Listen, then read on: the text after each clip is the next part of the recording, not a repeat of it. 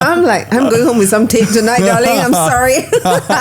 One of my girlfriends told me their husband came home and peed in the cupboard and then slept in there. The restaurant, they looked at us in a little bit of a funny way. And of course, it's half the bill as well. If I was your wife, no, I'm having a steak all by myself, man.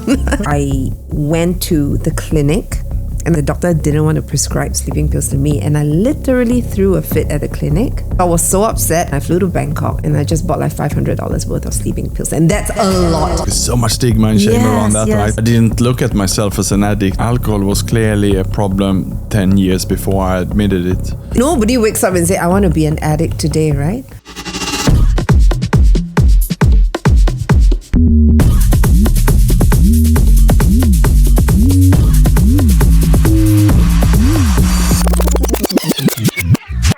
What if you're an addict but just haven't admitted it yet? Welcome to the Own Your B.S. show, where we help you to turn your invisible barriers into influence. I'm Tien, and in this episode, we'll be talking about the secret addiction of leaders, what we don't know, don't want to talk about, and think that it doesn't apply to you. And today with me, I have Nick Jonsson, a speaker, a psychotherapist, a coach, and an athlete. So welcome to the session with me, Nick. Thank you so much, Cindy. It's great to be here. You know, your story's in my book. You were at my book launch, and we have got so much in common. And when I thought about this topic of addiction, I was like, I have to do this with Nick.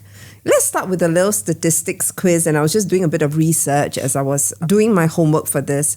And it says this: of all the people in the world struggling with a substance addiction right now, and we can make a guess, okay, what percentage do you think are actually getting the help that they need? Okay, option 1, it's A, 1 out of 3. Option B, 1 out of 6. And option C, 1 out of 11. Oh, I would definitely guess it's number C. Yes, it's 1 out of 11. So this is according to the United Nations 2024 World Drug Report. Yeah, so out of every 11 people who are struggling, only one person is really getting the help that they need. And that's why we really need to talk about this. Yeah. So I'm going to start with my first question for you. What's your personal story or experience with addictions? Yeah, so addictions was something that I didn't know about. It was not something that was spoken about as I grew up, and I didn't look at myself as an addict either. If anything, I was quite controlling in many things in my life and quite disciplined. And I remember at the peak of my career when I was the general manager of one company, and actually one of those recovery programs, we actually lent them the meeting room a few times a week. People would meet there, and they had alcohol addictions, the people who were there. And I remember walking past there thinking, oh, how poor them. Sorry for them who cannot control the alcohol. And then I went to the bar and drank some beers, and I didn't think more about it, But so that sort of was most of my life. That was my thinking before I lost that control. It was quite a scary moment when I couldn't control it anymore. Wow. It's like nobody wakes up and say, I want to be an addict today, right? Yeah. And Absolutely. then we look at someone else and we go like, wow, is that me at some point? Yeah. Yeah, really interesting. And we're going to dive a little bit deeper into your story. And, for me, my first addiction, if I think about it, I was actually 11 years old. So that was what happened was me and my school friends, we wanted to be really cool. So we thought, we're adventurous. We want to try new things. So we decided to go and get a packet of cigarettes. Yeah, so a few of us, there was a mall near my school. So we bought the packet of cigarettes. We went to the mall public toilet, the what they call the handicapped toilet, and we started smoking. And we enjoyed it so much because it was a time of bonding. We were having fun. It was secretive, right? And then on that night itself, my dad found the cigarettes in my bag and he cried. Yeah, and he said this to me. He said, I can't believe that my baby girl has started smoking.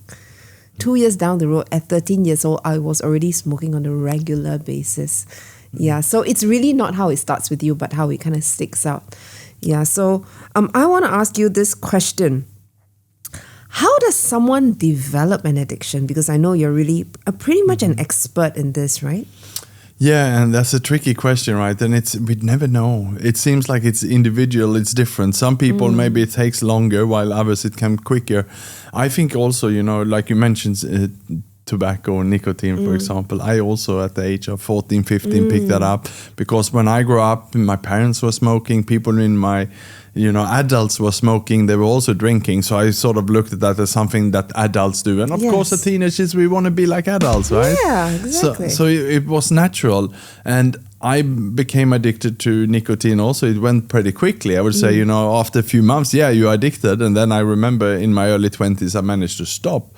With alcohol, it was sort of more gradual because it wasn't something that I started to do every day. It started by sometime once a month as a teenager, and then perhaps on the weekends. And then later on at university, suddenly there was the uni pub and it became more regular. It wasn't until much, much later in my life when it became a daily affair. Before I knew it, I started to use it as a coping mechanism. And that's when I should have realized, hey, this is no longer a bad habit. It's actually even an addiction. But the line is so gray there that it's really hard. In my life, it was really hard to tell. And most people also don't admit it to themselves when they are addicted. I mean, what you're saying is so true. I mean, it's really like, it's alcohol is normal, right? In the bars, that is the most legal substance anybody can make use of, and nobody's going to come and catch you. And, it's kind of just out there. We see our parents. My parents don't drink and smoke, but I do see people older than me. I used to live in a household of 20 people. My grandmother smoked heavily. Some of my uncles drink and smoke heavily. So I'm like, what's the big deal? I'm just being an adult. I'm being cool. So for me, alcohol is a very interesting thing for me as well, because I had a boyfriend one time, and this is very odd to use the word boyfriend, but I had a boyfriend when I was 17, and he was actually 18 years older than me. He was somebody that drank like every other day. So I started drinking a lot with him. And then I started flying. My first job was in the airlines, a flight attendant. And when I first started flying, because of the bullying, low self-esteem, and then subsequently I had boyfriend issues, I could not actually cope when I was all alone. So like what you mentioned earlier, it started out as something harmless and it became like a coping mechanism. The point that I kind of realized that, hey, this is a little bit odd, was when I was doing a flight to New Zealand. The moment I touched down and checked into the hotel, I felt this very strong need to go to the supermarket to buy 4 bottles of wine. I was already planning what I would drink before I was even going through the day. Yeah. So I think that was one of those small moments when I realized, you kind of know that something is wrong when you start to plan your life around an addiction. Yeah. So question, what do you think are some secret addictions that most leaders are ashamed to admit, and how are they quietly destroying their leadership? Yeah, we all seem to pick up different coping mechanisms and addictions, right? And it can be anything, but what we see frequently in leaders is certainly alcohol is very common, because just like you said, it's so socially acceptable. It's legal as well. And therefore, it seems like many leaders, at least the ones that I come across, alcohol is there, but it's also very common with drugs.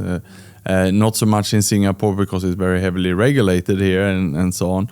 But otherwise, cocaine is the new beer, as they said in many countries, right? It's become more socially acceptable, and it's becoming a problem around the world. And otherwise, it's all the other things as well. Social media addictions, of course, gambling and gaming is just around the corner. That's a big issue as well. I have worked with many senior leaders who, after some time building trust in the coaching relationship, when you find out what's going on in their life, that they might gamble the salary after 2-3 days, it's gone. Yeah. Oh, that's huge. Gambling addiction. Are there some other common ones that you kind of see between the different genders? Yeah, I mean, you have also sex addiction is there, and it's not even spoken much about it because there's so much stigma and shame around that, right? And pornography also people can pick up addiction in pornography, and that's also not spoken about, the shame around it. So people, if they stuck there, they really do everything they can, of course, to protect it, to keep it secret. And that's the issue, right? When you are so protecting it, then you're so scared to be found out, then how can you get the help you need? Yeah, exactly. So that's why I'm so glad we're talking about this. People need to know that there are people out there that have struggled through some of these.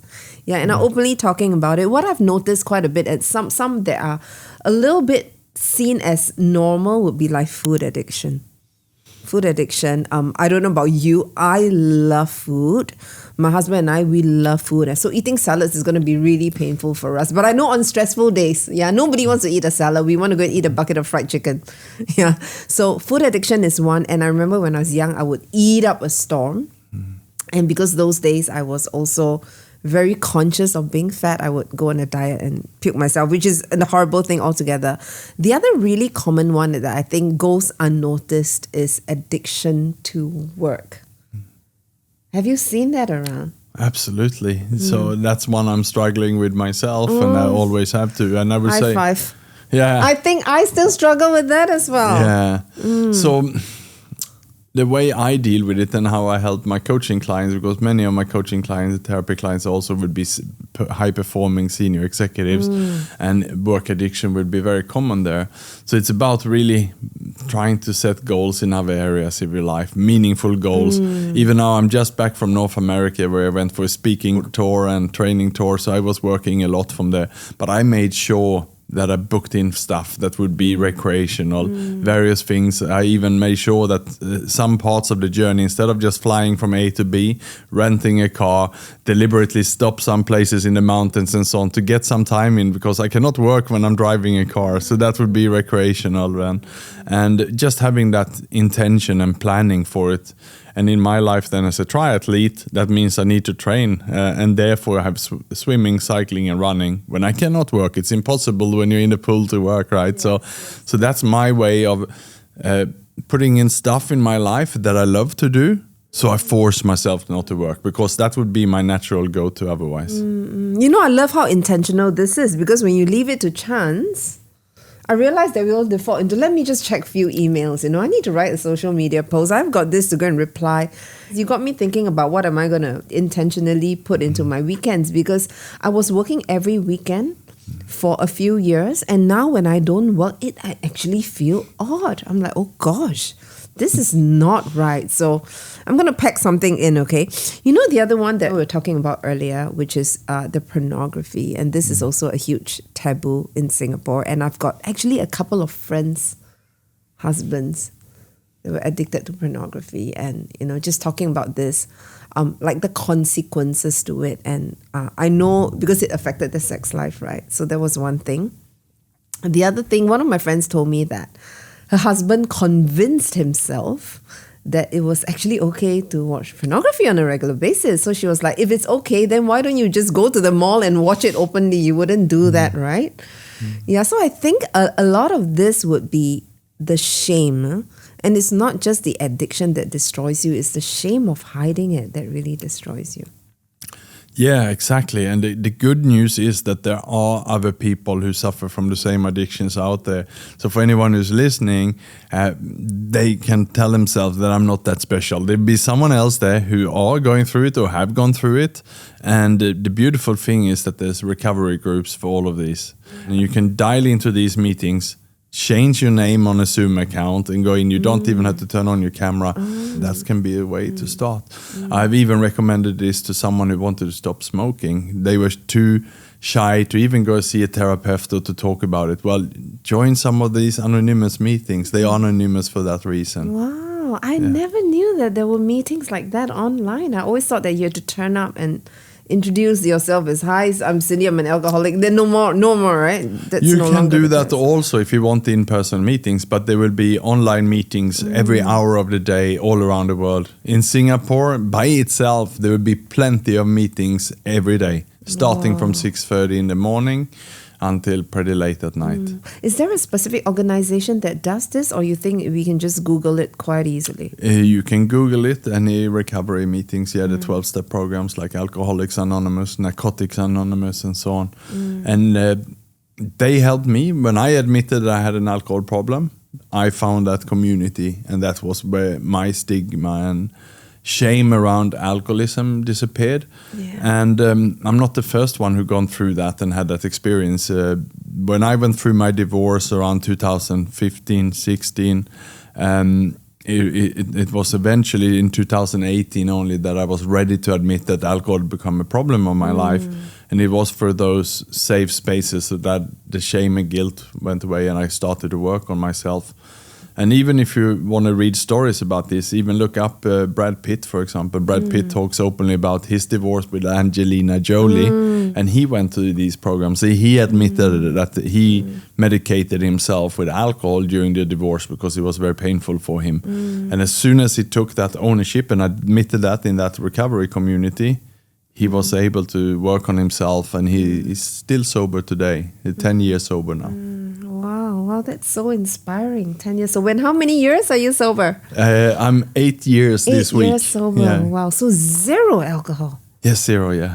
Wow, that's really inspiring. Okay, I don't consider myself like an addict to alcohol anymore, of course. There's so many things that happened over my life, and my hip joint replacement story because of alcohol. But I think nowadays when I do want to drink, I do allow myself to drink, but I always am very careful because I have this very addictive personality. I'm one of those people who feel that if I'm drinking, I want to get drunk. Yeah, so then that becomes really dangerous, right? Yeah, I mean, we can fall back into old habits. And the issue is with any addictions like alcohol that, I could probably have a drink today. That's going to be fine. And then I start to, congratulate myself. See, that was no problem. Why was I even worried? And then it comes tomorrow and I have 3 drinks and that went fine too. Then maybe 1 month down the line, it's a birthday party or a wedding. I get too excited and suddenly I'm standing there with a cocktail and then a champagne. And before you know it, something else happens. And then maybe you drink too much, right? So, and that is the issue, that the old habits can creep in. I'm not saying to anyone that you shouldn't drink alcohol, but just be cautious depending on old habits. Yeah. I once heard of this quote by this pastor. His name is Pastor Stephen Furtick, and he says, whatever you run to, you will be chained to. Yeah, so I think paying attention to what you run to when you're feeling difficult emotions, it's going to be something that we want to, be very mindful of, because it could be social media, it could be doom scrolling, it could be pornography, it could be food, it could be a glass of wine. What you're going to be running to, you're going to be chained to. How does one person know when they absolutely need to get help? Because I could be thinking it's harmless, right? So at which point should I tell myself, okay, now it's the time? Yeah, so if I'm looking at my case, alcohol was clearly a problem 10 years before I admitted it. There was incidents which I didn't reflect much on at the time when they happened. But looking back at it, I realized that I needed the help much earlier. I can remember, for example, already in 2004, 2005, around there, having had a massive Sunday night, and coming into the office on the Monday and just feeling completely off. I had to go to hospital because I was almost fainting. And of course the doctors checked blood pressure and everything else. They gave me medication for high blood pressure and all this kind of stuff, right?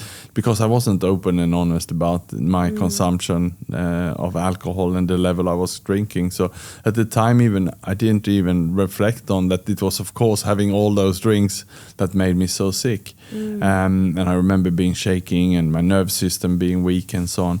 But it was only later on when I sobered up, I really could identify those moments. So in that sense, it's really, really hard to pinpoint anything. But also with alcohol, most of the cases and most of the clients I see, they go out with the boys that evening, they get drunk, fall out of a bar and break a leg, or end up in a fight, or many times also, sadly, alcohol is the gateway to drugs. So people are out drinking, the night is over, nothing happened, well, let's get some drugs now. And if it's circulating and then they already drunk, then they take the drugs, and then that becomes a downward spiral. So the question is, where do you stop it? And the question is, how deep down do you want to go in your misery, right? And I think rather than removing stuff, add healthy and good stuff into your life and be intentional about that.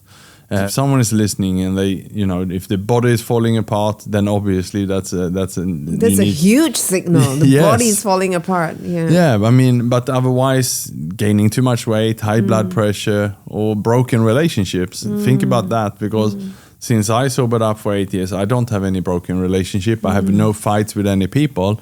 So ask yourself, do I have some conflicts in my life? Well, maybe there's a conflict there because you're defending some addiction to some kind. There could be many reasons. It could be you're frustrated with yourself. There's all that shame in you, and there's toxic thoughts in you. And then it leads to frustration with other people as well. But the truth is you're angry with yourself. I once had one of my girlfriends told me their husband came home and peed in the cupboard and then slept in there.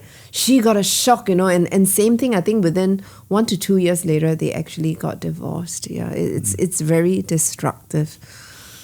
So thank you for bringing that up. Let's talk a little bit about, what can people do? I mean, assuming you have somebody who comes to you and say that, now I have an alcoholic addiction. I think I'm doing fine. I might want a little help, but I'm not sure whether I need help.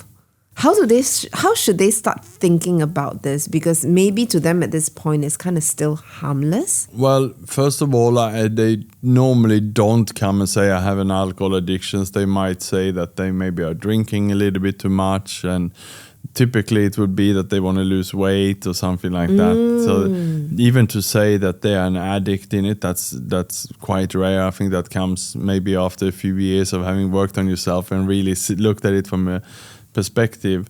And if someone admits that they're an addict, then perhaps it's normally the partner who says that their partner is it. So many of the calls I get is from a wife who say that my husband is an alcoholic or my husband has a drug problem. You need to help them. Please help them. So that's the story that I get first. But then when I speak to them, I lost my job. I've been drinking a bit too much now, but it's not a problem. That's normally how it goes. So people most often brush it off. Again, because the stigma, the shame, and so on, that, you're supposed to handle your alcohol, right? It's like it's something wrong with you if you admit it and say you're an adult. Yeah, exactly. Right? So we expect ourselves to be able to handle that. Yeah. So therefore, the way I address it is just like everything else. I put it in as a life coach in that aspect. Look at all of your life, your food habits, your exercise habit, your sleeping routine. And then alcohol consumption is just one part of it. So I don't pinpoint just that because it just stands out then too much. You look at it holistically as your whole life, and then that's a part of it. That's typically how I address it. That's amazing. What I'm seeing for myself was at that point when I realized that I had to do something about it was, I mentioned I was drinking like 1 bottle of wine per day. And for me, I just needed more and more. So from the wine, it became whiskey, because the wine was not giving me the kick anymore, and I needed something a little bit more hardcore, so I turned to hard liquor. And then after that, the whiskey didn't even work anymore, and then I had to mix sleeping pills with it. This is horrible, by the way. I was in my 20s. This was 20 years ago. I remember there was one day where I went to the clinic and I requested for sleeping pills from the doctor, and the doctor didn't want to prescribe sleeping pills to me, and I literally threw a fit at the clinic, and he still did not give me those pills. So I was so upset, and the next flight that I did, because I was a flight attendant, I flew to Bangkok and I went to the pharmacy and I just bought like $500 worth of sleeping pills, and that's a lot. It was crazy. I think the lowest point was when my hair started falling out, because I was dieting at the same time, drinking a lot and taking pills. And I'm sharing this because some people might be saying this and not telling anybody. And I think that we want to normalize conversations like that. For me, the lowest point was taking 8 pills with whiskey and just blacking out in Copenhagen. Yeah, and I'm grateful that I had parents that I could talk to. And my body showed the symptoms that and recovered, and I recovered from there. I realized that I stopped recognizing myself. Yeah, so sleeping pills, by the way, is a huge one. It's still a huge one. And it's easy to get it prescribed. And of course, you can go to knock many doctors' doors, right? And the systems are not synchronized, so you can just get prescribed everywhere. And we are in Asia, as you said, it's easy to just take a flight where you can buy everything. It was the same in my case. I could buy Valium and everything over the counter. So, and that's a huge problem. And that's what I see. It's still a big problem. It is. And no, because people can't sleep. And when you can't sleep, it's painful. It's misery. I was just watching Michael Jackson over the weekend and talked about, how he struggled with the injury. And because of the injury on his head, it affected the sleep as well. Yeah, and then because I was watching all his other interviews after that, because he injured his back. And then he had to take those medication to relieve the pain, to put himself to sleep, and that was actually kind of like his downfall. So sleeping is a huge thing.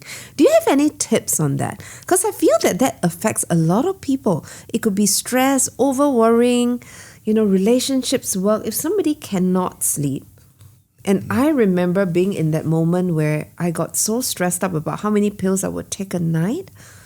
what would be some recommendations you give to people who are struggling in that area? Yeah, and they call me the sleep expert these days. You know, Oh, they do? I even Okay, did you're the perfect person. Yeah, I even did a TEDx on this. Oh, you did? Yeah. Oh my God, I have to go watch it. Yeah, so I put myself, it was 1 year I was studying sleep, and I put myself on the sleeping experiment. I even had a data scientist, a specialist who measured my sleep, looked at all the data, analyzed it and so on. So I did a lot to see what would really give me the best sleep. And there's no surprise there. What makes you sleep? Well, get tired. So, so how do you get tired? Well, it's exercise. It's exercise, it's sunlight, it's being outdoor, being in the nature, all of those things was gave me the best sleep. And of course, the best is to do it in the morning. So if we're out in the nature in the morning, we exercise, we move our body. It doesn't matter what people love to do, if it's walking, hiking, running, swimming, whatever it is. If you do that in the morning, yeah, you're going to exhaust yourself. So you will sleep. So then you don't need any pills to sleep. So that's the short and simple answer. But with that comes all the additional around it. Because if you're out in the nature, you're out exercising, that means you're not in front of a screen. You're not watching the news. You are not on social media, because that's not a part of it. You separate that, right? So that's a short answer to it, but it's much more. I even wrote an article with 50 sleeping tips at the time. Oh, wow. Yeah, but for somebody who works in an office job and then, they work till like 6 o'clock at night and then it's dinner time, right? How would you recommend that they work that schedule around? Yeah, so if someone working to 6, I would recommend to walk home or cycle home or do some exercise for half an hour and have an early dinner, not a late one. So you can at least don't consume anything 3 hours before you're going to bed. That's optimal. Make sure you have a blackout windows, quiet, sleep with earplugs and so on. When I did my sleeping experiment, I slept with eye mask. I had earplugs, and I even practiced to tape my mouth. So does that help, the taping of the mouth? What does that do for you? Well, first of all, I shouldn't recommend it because it can be dangerous. Some people might get some problems with it, but I read the book by James Nestor called Brief, and he explains how you can start practicing with tape. You can do a little bit first and before you tape all of it, but it really helped me at least. As babies, we are born breathing through the nose, but as we grow up, we become busy and stressed and so on, and therefore we start to breathe through the mouth, but the mouth is meant to speak and eat, not to breathe. That's the nose. So what it does when we start taping our mouth, we force our system to sort of neutralize itself back to the default. So I hope I'm a natural nose breather these days. And I lost weight for that. My skin better. Because I was calmer. Because of the breathing. Yeah, and a lower rest pulse and heart rate. So my whole physique in my body started to be much healthier as I did that, because we breathe deeper, more calmer. It's a whole science in itself. We could have a full episode on nose breathing. Yeah, okay. if somebody snores, does that help? Yes. Okay. For everyone apart from one person, I heard it helps. And this guy said he will try to set up a tripod to film himself to find out, is it really true that how could you snore that? Yeah, exactly. It's not supposed to. I'm going home with some tape tonight, darling. I'm sorry. My darling's been too tired lately. And I was like, oh no, every night you're snoring so loudly. Okay, let me try that and get some tape tonight. Tape, yeah. yeah. This is hilarious. Okay. If someone in our audience recognizes themselves in some of the things we're talking about now, what are the immediate 3 steps that they can do today to start breaking free? Yeah, so the first is just to have that awareness to themselves and admit to themselves that this is a problem here, or I have a bad habit, I should do something about it. So first I would say is the awareness and admit to themselves. They perhaps write it down, journal it or something like that. What they then can do is perhaps do a search in Google or in ChatGPT about it. How can I get help with this? And what resources are there? And they will come up some resources. And I would say thirdly would be think about who you can talk to about it. Is there some person you trust? Do you have a friend? Do you have a colleague? Do you have a husband or wife? Do you have someone? And if there's no one there, of course there's coaches, there's therapists. Yeah. And then you have also what we spoke about, all those 12-step programs. There's one for every addiction. So unless someone who's listening coming up with a new addiction that doesn't exist. I wonder what that would be, eating plants. Yeah. Thank you for sharing that. Even for me, if I think about what was the first thing I did at that time was to call my mom. Yeah, so thankfully I had a mom who was we were pretty close, and she's always somebody that I could openly talk to. Was the first thing. And even throughout the last couple of years, I've always had one or two kind of relapse into drinking a little bit too much. Picking up a cigarette again. And what I found has been really useful is to openly tell the closest person to you that I'm really struggling with this. So how can we remove all the triggers at home? So for example, one of the things that makes me want to smoke, and it's eating a lot. So I will always say, hey, you know what? For this whole month, I'm going to suggest that we have very, very light meals, because every time when I eat a lot, the first thing I want to do is go and grab a cigarette. And I will also tell him, can you please be a little extra patient with me? Because if you talk to me in an impatient way, it triggers my emotions and makes me want to go to a cigarette. So I find having that conversation really, really useful. Assuming you are a family member that is supporting someone else whom you love, who's an addict of some sort. Yeah. What is the best advice you think this person should take in to support their loved one? The best they can do is to do some self-disclosure to show that they're human first. So you cannot attack someone or push someone to admit that they have a problem with some addiction if you show that you are perfect yourself. They wouldn't trust you. They will feel maybe inferior to admit it. So when I'm sharing in my keynotes and with my coaching clients and therapy clients that I went through a difficult time when I resigned from my dream job, went through a divorce, got separated from my son, and during that time I used too much alcohol to the point where I became addicted to it and I couldn't handle it anymore. Then when I share that, people start to feel safe with me. Here's someone who's not showing the world that he's perfect. He had his struggle. Then they will feel safe to share with me, oh, well, I used to smoke marijuana, or I'm having a problem with marijuana now, or something like that. So what I'm getting at, if we are human in our relationships, because no one is perfect, then people will naturally feel safe to get the help, get support, and to admit their own challenges. Yeah. So it's allowing yourself to be vulnerable, opening up, and giving the person the space to have made the mistake, and also being a part of that support, right?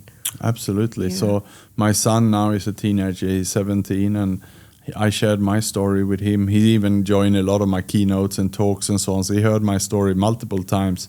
So he is not shy to come to me and talk about his problems and struggle and what's happening in the teenage life, which is quite rare. Many teenagers wouldn't share the issues and challenges with the parents because they would be scared. But I've already promised him that I will never be angry with him for the challenges he's facing. Instead, we will solve those problems together. That's really powerful, because I think for the longest time, even when I think about myself back as a teen, I would never go to my parents and say I'm struggling with this. My parents would just tell me, well, you deal with it, so now you just get rid of it. But we all know that it's not so easy, isn't it? So how has life changed after you've gotten rid of all those unhealthy addictions? What is it like for you right now as compared to what you were 10 years ago? I spent a lot of my energy planning around it, being miserable, right? So all that negativity is gone from my life. And also, of course, the downside of the health, being worried and anxious about your health and the scares that comes from that, plus the broken relationships, right?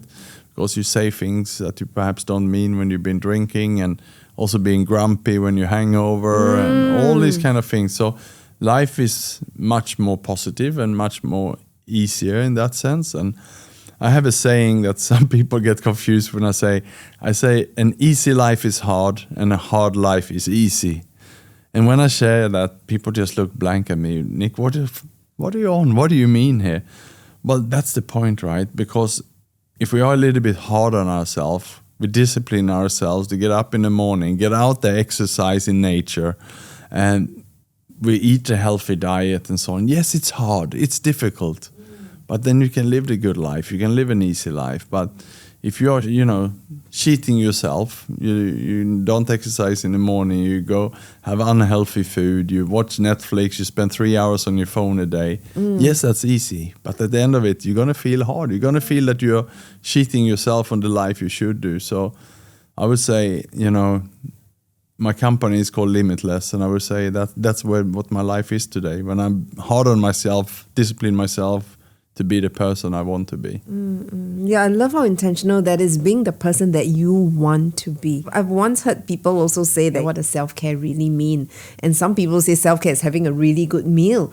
But then you want to ask yourself, how do you feel after that meal, right? I think a big part of living a disciplined life is to make the right choices and asking yourself, after that meal, does it make you feel better or you feel worse? If you feel worse, that means you've made the wrong choice. Yeah, absolutely. And so now when my wife and I just been traveling US, we know there is big meals there, is big service there and so on, but we were very intentional all the way from before the trip to during the trip, already saying, okay, we're going to have a special dinner tonight. We're going to go to this great steakhouse restaurant, but we will already look at the menu before we went there, and we will plan. And we said, okay, we're going to have one salad and we're going to have one steak, and we share both. So half salad each and then half the steak. And at the restaurant, they looked at us in a little bit of a funny way, but it would be too much otherwise. And it was just fine. And we could really enjoy the dinner. And it wasn't too much, so we didn't feel guilty. And of course, it's half the bill as well. And I love how your wife, Donna, is so supportive of you together. If I was your wife, I'm having a steak all by myself, man. So, well, you've married the correct person. Okay, final one. If I still have somebody that comes and say, well, it's just a beer, it's just one of those things, it's not a big deal. What would you say to those people? Well, I think it's up to anyone if they want to have a beer to relax and so on. I think that doesn't mean that they have a problem with it, or it's up to them what they want. The way I think about it these days, you can have a beer to relax, or you can go for a walk or a run to relax. So it's just you're drinking your jog in a bottle, which is the easy way, or do you want to go for a bit of a harder, the natural way? So it's everyone's choice. I believe that alcohol is a drug. It's a poison which has been marketed, and I think it perhaps shouldn't be as romanticized as it should have, because it had destroyed many lives. My mom used to tell me this. She says, "Don't give that thing a toehold into your life, because once it becomes a toehold, it will become a foothold. And soon enough, it will become a stronghold over your life." Yeah, it got me thinking about that. Yeah, so one alcohol is probably nothing to you. But on days when you're feeling a little bit worse about yourself, it might just go into becoming 10 beers. Yeah. Thank you for sharing that. Is there anything else you want to share to our audience who's listening right now on this topic of addictions? Any final messages? Yeah, I think just one addiction that perhaps we didn't discuss so much is just for everyone to perhaps be just mindful of devices we carry so much with us. While a beer, still you have to go to perhaps a shop and pour it. But with our mobile phones we have in the pocket, there's so much stuff that we can get there that is not healthy, right? And I just came back from the US, as I said, and they shared the latest numbers on social media and so on. They said that the average American is spending almost up to 5 hours a day on the mobile phone.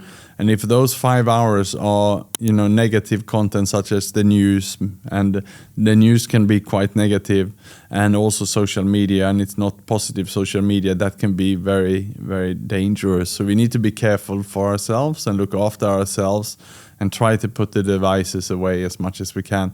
They even shared also in the conference that they could see the distance of your mobile phone to yourself in students and GPA. So if it was half a meter away from you when you're studying compared to if it was 5 meters away in another room, then your GPA score would be higher. Oh, is that so? Wow, what an interesting research. So in that sense, to everyone who's listening, be very mindful what you're watching, what you're reading, and have that intention, and buy some great paper books perhaps instead. This is very interesting, because I was just at a Chinese New Year gathering a couple of months ago, and of course there were friends and all that, and some of my friends brought their children as well. So one friend of mine actually brought the daughters to this gathering, and the two daughters were, I think, 13 or 14 years old. They were just using their mobile phones all the time.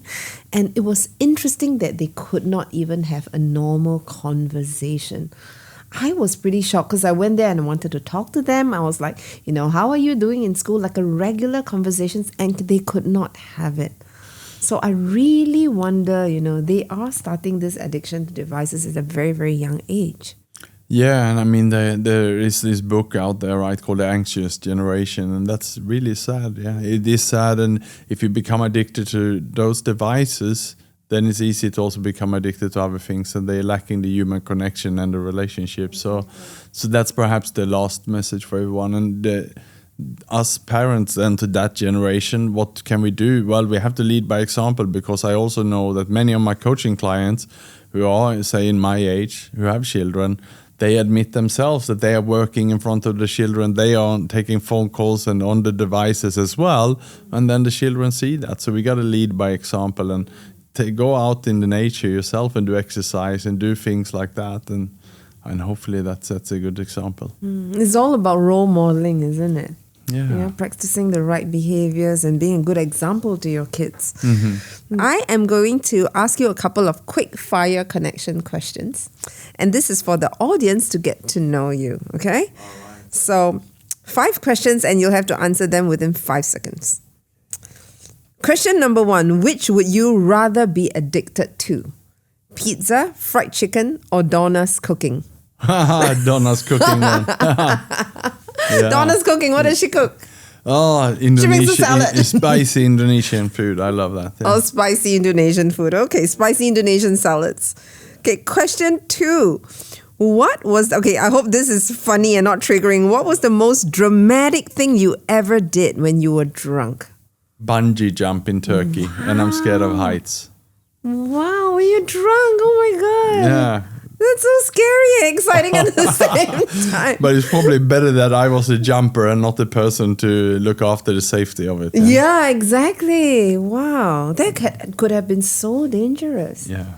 The most dramatic thing I've done when I was drunk is to eat up a bottle of kaya. Oh, no. That's so disgusting, right? It was the middle of the night and there's a bottle of kaya there. I'm just going to eat it up, and then I passed out. It's horrible. Oh. Okay, question 3. The one thing you're secretly still addicted to that you haven't told us today. Sugar. I can walk past the aisle with beer and alcohol and I won't feel anything, I won't look at it. But I walk down the aisle with candy and chocolate and so on, I will feel the urge to buy it. Question 4. The worst advice anyone gave about addiction is... What is the worst advice that anybody can give to someone else who's addicted to something?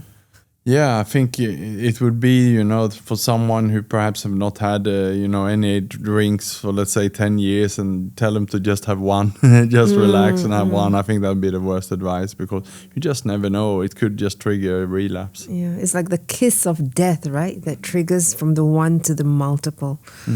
Okay, and the last question that I have for you, if your younger self could see you now, what would he say?